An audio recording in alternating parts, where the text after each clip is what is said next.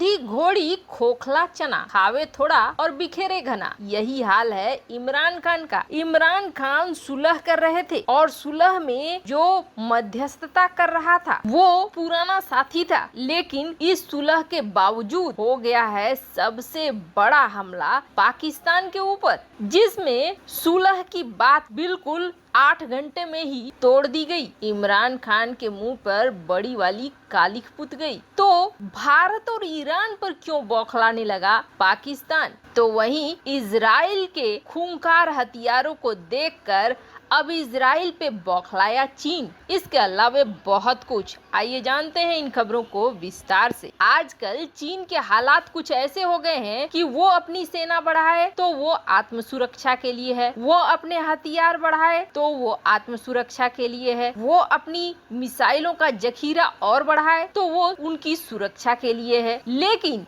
यही काम जब भारत करने लगता है तो बुरी तरीके से आग लग जाती है। जैसे कि भारत ने पृथ्वी 5 के परीक्षण की डेट निकाली तो हाय तौबा मचाने लगा जिनपिंग। यहाँ तक कि इस मसले को लेकर यूएन में पहुँच गया। यूएन में भी चीखने चिल्लाने लगा कि भारत यहाँ हथियारों की रेस पैदा कर रहा है। तो वहीं जब अमेरिका ने ये आगाह कर दिया कि हमले हो सकते हैं भारत में, चाहे वो चीन की तरफ से या फिर तालिबान की तरफ से, तो उसके बाद भारत की तैयारियां भी जबरदस्त हो गई हैं। अब इसी तैयारी के क्रम में भारत ने चीता प्रोजेक्ट के तहत इजराइल से खूंखार ड्रोन्स लेने शुरू किए और इन हेरोन ड्रोन्स की खासियत ये है कि इसमें घातक मिसाइलें लगाई जा सकती है। अब जैसे ही इजराइल ने इन ड्रोनों को भेजा है वैसे ही चीनी मीडिया बौखलाने लगा है। अब चीन इजराइल के ऊपर भी नाराज है और भारत को इस तरह से ड्रोन लेते देख भी बौखला रहा है। चीनी मीडिया ने लिखना शुरू किया, भारत इस पूरे क्षेत्र में अब हथियारों की रेस शुरू कर रहा है, भारत सही नहीं कर रहा है। वैसे आपको बता दें इजराइल और चीन के भी पंगे चल रहे हैं। इजराइल से पहले बड़ी संख्या में चीन हथियारों को खरीदा करता था उसकी कॉपी करने के लिए, पर इजराइल ने अब नए हथियारों को बेचना भी बंद कर दिया है और पुराने को अपग्रेड करना भी बंद कर दिया है, जिसकी वजह से चीन और ज्यादा बौखलाया हुआ है। लेकिन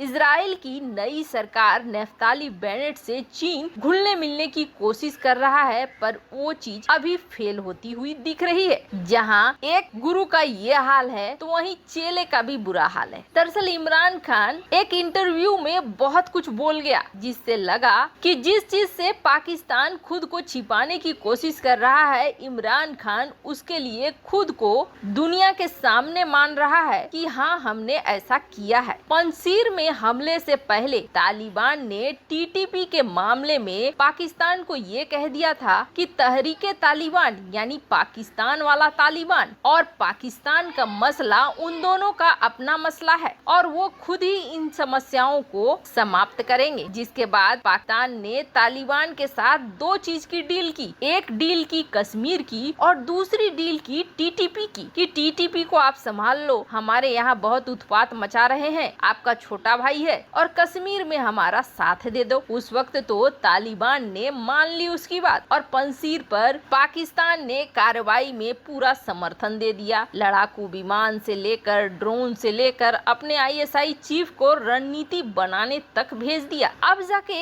इमरान खान ने पंजशीर का मामला शांत होने के बाद तालिबान से ये कहा कि अब टीटीपी को रोको, टीटीपी से कहो कि वो सीज फायर करे। इमरान खान ने कहा कि तालिबान अफगानिस्तान वाला पाकिस्तान वाले तालिबान और पाकिस्तान के बीच मध्यस्थता कर रहा है और अब सीज फायर हो गया है, अब हमारे बीच कोई लड़ाई नहीं है और जल्द ही वो उन सारे लोगों को माफ कर देंगे और वो पाकिस्तान की आम जनता में शामिल हो जाएंगे। सपने इमरान खान ने बड़े अच्छे देखे। कुछ घंटे पहले ही ये इंटरव्यू के दौरान इमरान खान ने दुनिया को बताया। अब इमरान खान के इंटरव्यू से दो बात तो साफ हो गई कि पंजशीर को लेकर डील हुई और तालिबान और पाकिस्तान के बहुत ही गहरे रिश्ते हैं। लेकिन लेकिन इस 8 घंटे पहले हुई मीटिंग के तुरंत बाद टीटीपी ने मिराली में वजीरस्तान में पाकिस्तानी सेना को न सिर्फ धो दिया बल्कि सीधे ये कह दिया कि इमरान खान झूठ बोलता है। टीटीपी ने कोई सीज फायर नहीं किया है और बड़ी बात यह है कि आधिकारिक आंकड़ा 5 पाकिस्तानी सैनिकों का है, लेकिन जिसमें एक सूबेदार भी है।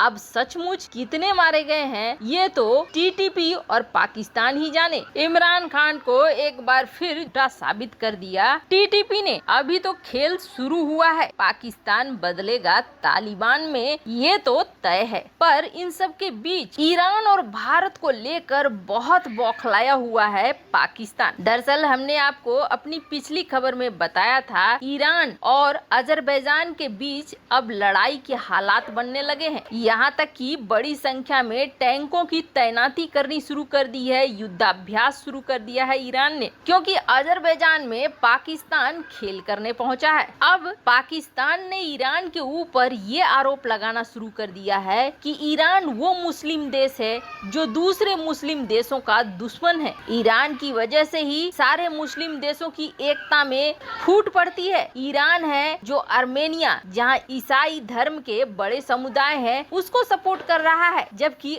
अजरबैजान में शिया मुसलमान हैं, उनको सपोर्ट नहीं कर रहा है। और ईरान भारत का दोस्त है। भारत जो कि हमारा दुश्मन है, यानी दुश्मन का दोस्त है, तो वो भी हमारे लिए सबसे बड़ा दुश्मन है। पाकिस्तानी अब उबल पड़ रहे हैं ईरान के लिए और ईरान के पीछे पड़ गए हैं। सोशल मीडिया में आप देखेंगे ईरान के खिलाफ कई तरह के बकवास पाकिस्तानी प्रोपेगेंडा फैलाना शुरू कर रहे हैं। यहाँ तक कि ईरान को पाकिस्तानी ये भी कह रहे हैं कि पाकिस्तान के ऊपर जो भी हमले हो रहे हैं उसके लिए दोषी ईरान है। वैसे आपको बता दें ये सारी चीजें निकल कर इसलिए आ रही हैं ईरान के खिलाफ भड़ास के रूप में पाकिस्तान की कि ईरान ने पंजशीर मामले को बहुत उठकेरा। ईरान वो पहला देश बना था जिसने पाकिस्तान की धज्जियां उड़ा दी थी और पाकिस्तान का नाम दुनिया भर में आने लगा। यहाँ तक कि ईरान के बाद तजिकिस्तान और तजिकिस्तान के बाद अब हालात ये हो गए हैं कि अमेरिका सीधे सीधे कह रहा है कि अफगानिस्तान में और आतंकी संगठनों को पनाह देने के लिए पाकिस्तान दोषी है और पाकिस्तान को जल्द बड़ी से बड़ी कार्रवाई करनी चाहिए। अब हालात ये हो गए हैं कि दुनिया भर में इतना बदनाम हुआ है पाकिस्तान कि उसके ऊपर सेंक्शन लगाने की बातें भी चल रही है। कुल मिलाकर अपनी भड़ास को ईरान के ऊपर निकाल रहा है पाकिस्तान, यहाँ तक कि अजरबैजान की सेना को भी समर्थन कर रहा है। लेकिन